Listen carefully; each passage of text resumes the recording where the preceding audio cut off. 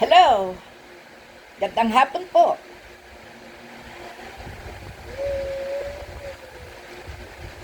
Ah, ano po ang sabi ni Sara Duterte? Hindi siya nag-expect ng kahit ano sa kanyang impeachment case. Ang sabi niya, wala siyang pakialam kung manalo siya o matalo. Basta ang kanyang gusto o ang kanyang hangad ay magkaroon ng bloodbath.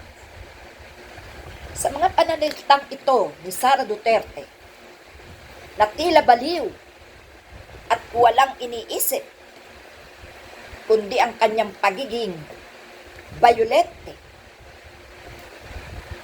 Sa tingin ko, no, sa mga nangyayari ngayon na patayan, ito na ang bloodbath na sinasabi ni Sara Duterte. Bloodbath na ang gumagawa ngayon ay puro kabataan. Saksak dito, baril dito, patay doon, patay dito.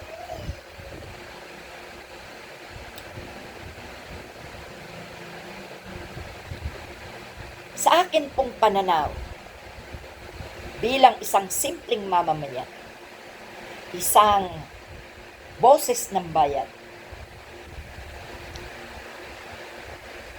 ako po ay napapaisip sa mga nangyayaring ito sa ating bansa.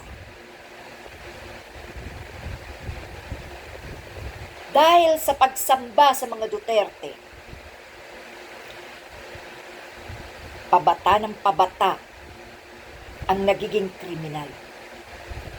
Dahil sa dami ng mga walang pagsamba sa Panginoon, lumalala ang patayan, lalo na sa mga kabataan na walang kamalay-malay at walang kalaban-laban.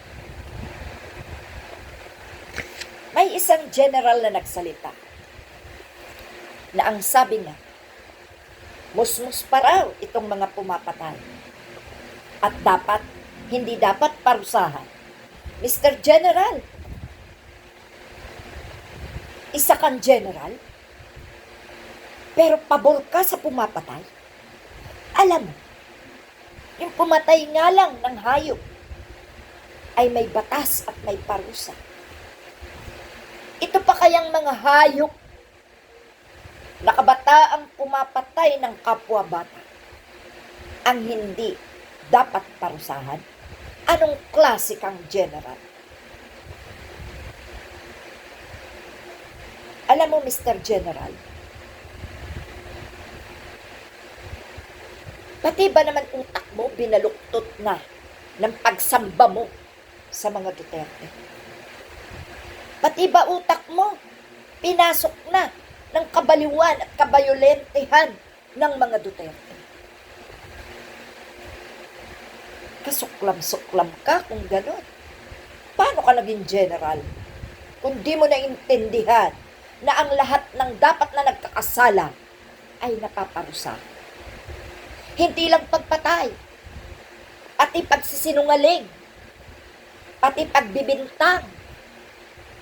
May mga batas dapat dyan na paiiralin para hindi lumaganap ang maiitim na gawain na ikinalat ng mga Duterte sa bansang Pilipinas. Sobra ang ginawa ng mga putang inang mga Duterte sa bansang ito. Hindi nakakapagtaka kung bakit ngayon naglalabasan ang mga patayan sa loob ng mga eskwelahan, sa loob ng mga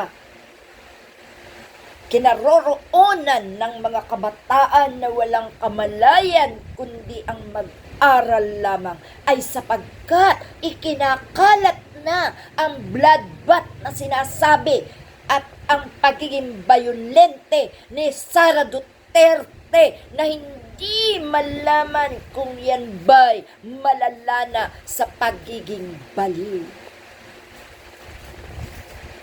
Kayo ang nag-uudyok lalo sa isang baliw na gumawa ng mga kahayupan, ang mga katwiran nyo na wala sa tunay na batas, ang mga katwiran nyo na tinatandaan at sinusunod ng mga hawak ng sindikato na magkalat ng kademonyuhan, ng kaperwisyuhan sa mamamayang Pilipino. Dapat kayo sa mga ganyang katwiran nyo, pinaparusahan din kayo. No? General, matuto ka.